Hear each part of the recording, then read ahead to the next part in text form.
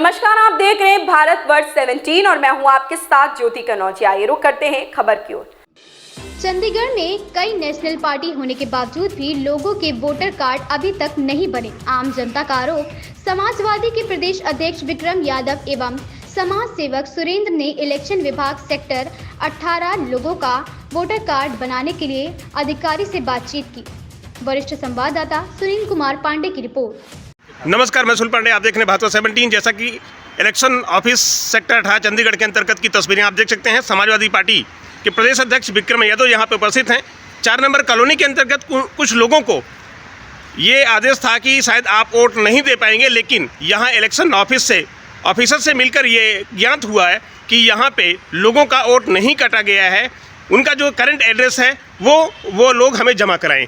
जी sir, जैसा कि 4 number colony के अंतर्गत लोगों को जो ये कहा गया था कि आप वोट नहीं दे पाएंगे, लेकिन यहाँ इलेक्शन ऑफिसर का कहना दूसरा है, आप इस पे क्या कहते हो? देखिए, अभी हम लोग मिले हैं और मेमोरेंडम तैयार करके समाजवादी पार्टी की तरफ से दिया गया है जी। लगभग अपने ठाकुर साहब के घर पर लगभग हर संडे को कम से 200 से 300 लोग आते हैं। ठीक है जी। इस पर जानने के लिए कि हमारा क्या होगा। ठीक है। तो उनको जो बताया गया था कि भाई आप वोट देने का अधिकार नहीं रखते, अगर वो वोट नहीं देंगे जी 2024 में, ठीक तो है, उनके विचार का जो रन बेसरा रह जाएगा, क्योंकि वो कोर्ट में चैलेंज किए हैं जी। और कोर्ट के लिए एविडेंस चाहिए और एविडेंस में अगर उनका वोट कट जाएगा जी। तो बेचारा कहीं के नहीं रहेंगे। Thank you sir, thank you sir. जी ठाकुर साहब, जैसे कि आप इस केस को हैंडल कर रहे हैं एज एडवोकेट और पार्टी के महाप्रमुख भी हैं आप, तो आज इलेक्शन ऑफिसर से मिलके आपको क्या लगा सर, इन्होंने क्या कहा? जो रिपोर्ट्स हमारे पास फील्ड की हैं और जो अभी तहसीलदार साहब ने, नायब तहसीलदार साहब ने कहा, काफ़ी कॉन्ट्राडिक्टरी है इसमें जी। तो लेकिन अभी इसका वेरिफिकेशन हम खुद करेंगे फील्ड में जाके जी। कि जो एडवाइजरी इन्होंने हमें कहा, यहाँ से हमें कहा गया कि आपका कोई वोट कटा नहीं है, जो भी लोग हमारे पास आ रहे हैं जी। और कहा गया कि जिसका प्रूफ नहीं है उसका भी हम वोटर कार्ड बनाएंगे जी। ये हमें यहाँ से इलेक्शन कमीशन से अभी इंस्ट्रक्शंस मिली हैं जी। और जो हमें फील्ड से हमारे पास इंफॉर्मेशन है वो ये है कि वोटर कार्ड नहीं बन रहे हैं विदाउट रेजिडेंस प्रूफ से जी। और कुछ जो 4 नंबर कॉलोनी में लोग रह रहे थे उनका वोट काटा गया हुआ जी। तो अभी ये अभी थोड़ा सा हुआ। इन्होंने कहा कि 24 तारीख को ऑल पार्टी मीटिंग थी यहाँ पे जी। तो उसमें ये डिसीजन लिया गया कि जिनका नहीं भी है वो बनाएंगे जी। लेकिन पांडे जी, बहुत ज़्यादा दुर्भाग्य की बात है हमारे लिए जी। यहाँ पे कि सारे जितनी भी नेशनल पार्टियां हैं वो सारी पार्टियां जी। जो इलेक्शन कमीशन यहाँ पे इलेक्टोरल ऑफिसर्स हैं उनकी मीटिंग हुई उनके साथ जी। लेकिन समस्या यहाँ देखो कि ये पार्टियां जो ग्राउंड लेवल की रियलिटी है उन लोगों को इलेक्शन कमीशन को नहीं बता रहे हैं। जी।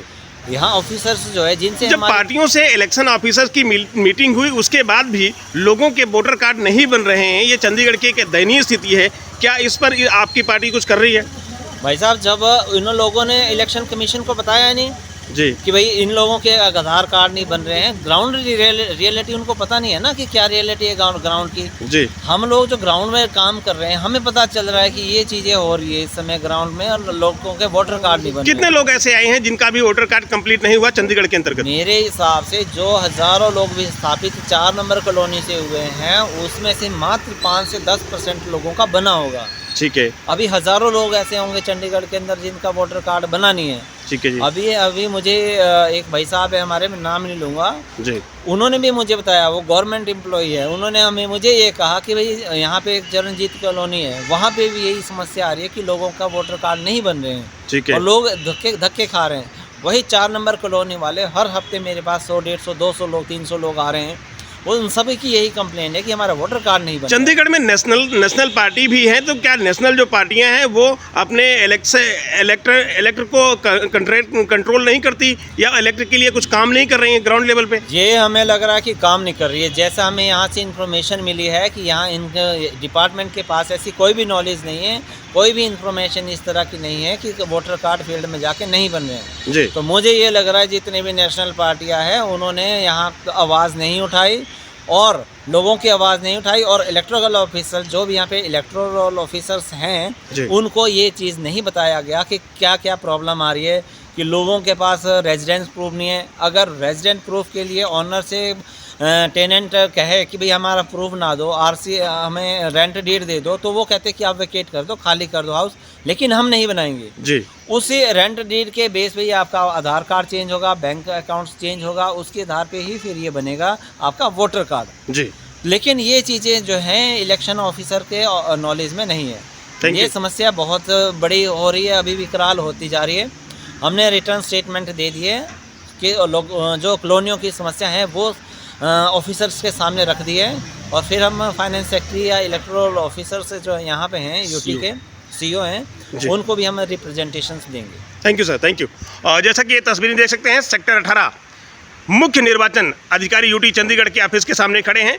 यहाँ पे जो ग्राउंड लेवल की रिपोर्ट है उससे ये पता चलता है कि लगभग 5 से 6 नेशनल पार्टी होने के बावजूद भी यहाँ का जो वोटर है उसका वोटर कार्ड कंप्लीट नहीं हो पाया है, जबकि 2024 का इलेक्शन नज़दीक है, लेकिन फिर भी लोगों का वोटर कार्ड दुरुस्त न होने की वजह से काफ़ी ऐसे लोग रह जाएंगे जो वोट नहीं दे पाएंगे। मैं सुनील पांडे, भारतवर्ष 17 चंडीगढ़। इस खबर में बस इतना ही। मिलते हैं दूसरी खबर में भारतवर्ष 17 के साथ। लेटेस्ट अपडेट पाने के लिए हमारे चैनल भारतवर्ष 17 को सब्सक्राइब करें, शेयर करें और बेल आइकन दबाना बिल्कुल ना भूलें।